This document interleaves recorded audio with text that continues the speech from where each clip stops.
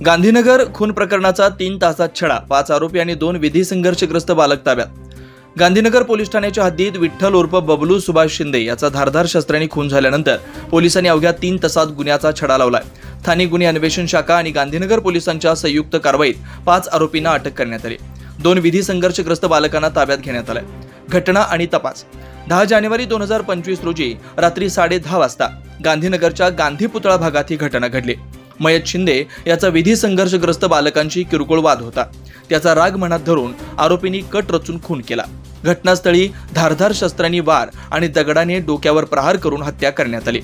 Police अधीक्षक महेंद्र पंडित यांच्या मार्गदर्शनाखाली उपविभागीय पोलीस अधिकारी सुजित कुमार क्षीरसागर आणि स्थानिक गुन्हे अन्वेषण शाखेचे निरीक्षक रवींद्र कळमकर यांच्या नेतृत्वात विविध पथकांनी कामगिरी केली। गोपनीय माहिती आणि तांत्रिक सहाय्याने आरोपींचा शोध घेण्यात आला। या प्रकरणात शलमन कांबळे, प्रथमेश कानडे, शुभम आवळे, समीर नदाब, सोमनाथ भोसले तसेच 2 विधी संघर्षग्रस्त बालक यांचा समावेश आहे। ही यशस्वी कारवाई पोलिसांच्या समर्पित प्रयत्नांचं प्रतीक आहे। वेळेत आणि अचूक तपास करण्यामुळे गुन्हेगारी प्रवृत्तींना वचक बसणार आहे असं स्थानिक नागरिकांनी मत व्यक्त केलं।